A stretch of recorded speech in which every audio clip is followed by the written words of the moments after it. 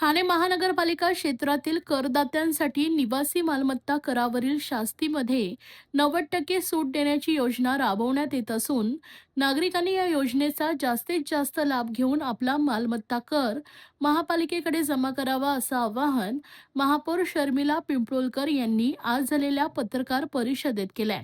महापौर दालनात झालेल्या पत्रकार परिषदेस गटनेते पवन कदम, उपायुक्त जीजी गोदेपुरे उपस्थित होते। ठाणेकर करदात्यांनी महानगरपालिकेस निवासी मालमत्ता कर जमा करून सहकार्य केलंय, परंतु काही करदात्यांनी अद्याप कर भरलेला नाही। अशा करदात्यांनी महापौर शर्मिला पिंपळकर यांच्याकडे निवासी मालमत्ता करावर आकारलेले व्याज, दंड यामध्ये सवलत देण्याबाबत विनंती केली होती। त्यानुसार उपमुख्यमंत्री एकनाथ शिंदे व महापालिका आयुक्त सौरभ राव यांच्याशी चर्चा करून करदात्यांना निवासी मालमत्ता करावरील दंडात सूट देऊन दिलासा दिलाय। ठाणे महानगरपालिका क्षेत्रातील जे निवासी करदाते थकीत मालमत्ता कर, चालू वर्षाचा कर, त्यांना आकारण्यात आलेल्या शास्तीच्या 10% अशी एकत्रित रक्कम महापालिकेकडे 12 मार्च 2026 ते 25 मार्च 2026 या कालावधीत जमा करतील। अशा निवासी करदात्यांना त्यांच्या थकीत मालमत्ता करावर कराधान नियम 41(1) अन्वये आकारण्यात आलेल्या शास्तीमध्ये 90% सवलत देण्याचा निर्णय घेण्यात आलाय। ज्या करदात्यांनी या निर्णयापूर्वी त्यांचा निवासी मालमत्ता कर महापालिकेकडे जमा केला असेल अशा करदात्यांना सदरची योजना लागू असणार आहे।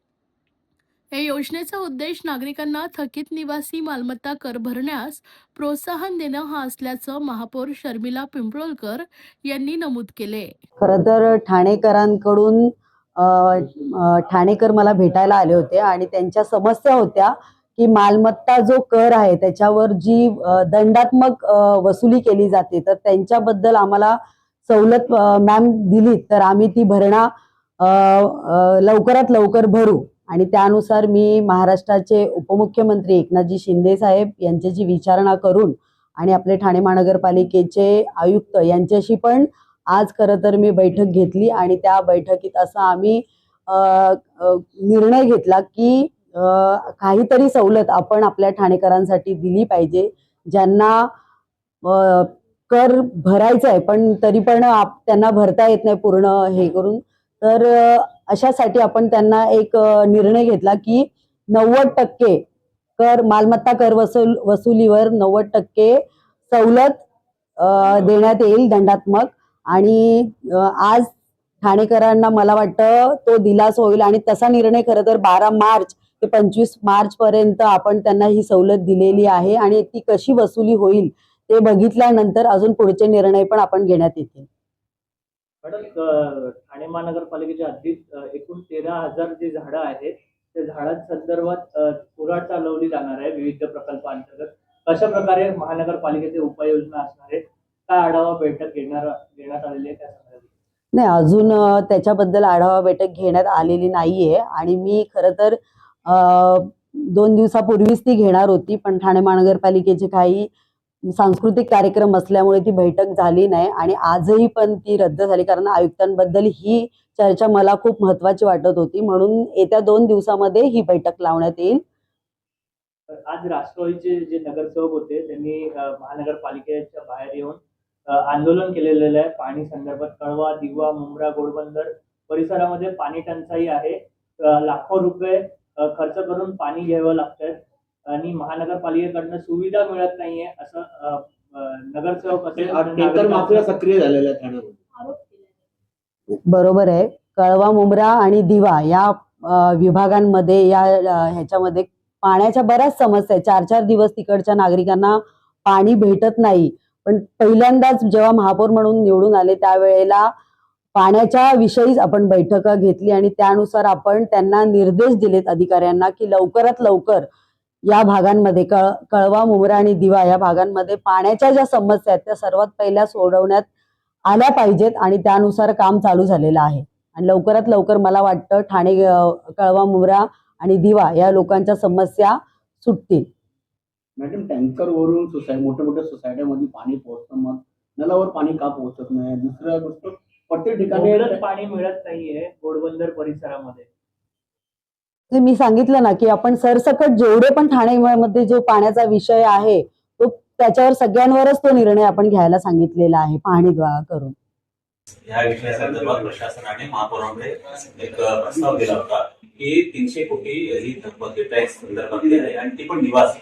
याच्यामध्ये कमर्शियल व्यावसायिक करदात्यांना आम्ही कोणतीच सवलत देत नाही आणि अशी अभय योजना किंवा अशी सवलत कोविड नंतर जेव्हा महापालिकेची आर्थिक परिस्थिती नाजूक होती त्यावेळेला प्रशासनाने राबवली होती.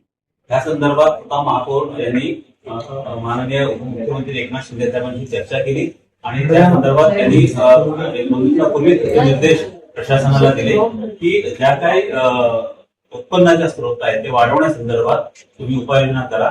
आणि कालच हा निर्णय माननीय उपमुख्यमंत्री साहेब आणि आयुक्त साहेबांकडे झालेला आहे. आज स्वतः महापौर आयुक्त साहेबांशी मगाशीच बोलल्या त्या संदर्भात आणि असं कुठेही नाहीये की भाजपाने मागणी केली आणि त्याच्यानंतर प्रशासन जागं झालं का. नाही, प्रशासन याच्यापूर्वी गेल्या 8-10 दिवसापासून ह्या संपूर्ण प्रक्रियेवरती काम करत होती, त्याची आकडेवारी काढत होती. एका तासामध्ये ह्या गोष्टी घडत नाहीत. आता जरी भाजपाने असं पत्र दिलं असेल तरी ह्या 1 तासापूर्वीचं पत्र आहे किंवा 1 तासापूर्वीची मागणी आहे.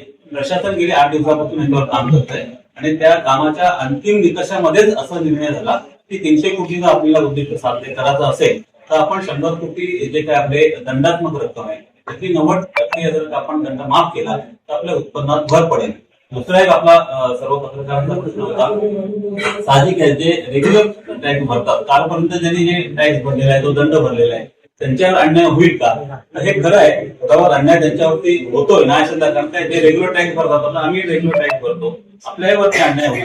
परंतु ते दुसरा एक निकष प्रशासनाने असं काढला की जे काय टॅक्स थकबाकीदार आहेत त्यातले बरेचसे थकबाकीदार हे म्हणजे संयम आणि एकदम त्यांची राहणीमान ही जी आहे ती समजा बैठ्या चाळी म्हणा किंवा एक मध्यमवर्गीय लोक म्हणा अशा पद्धतीची ती राहणीमान असलेली काही लोक आहेत.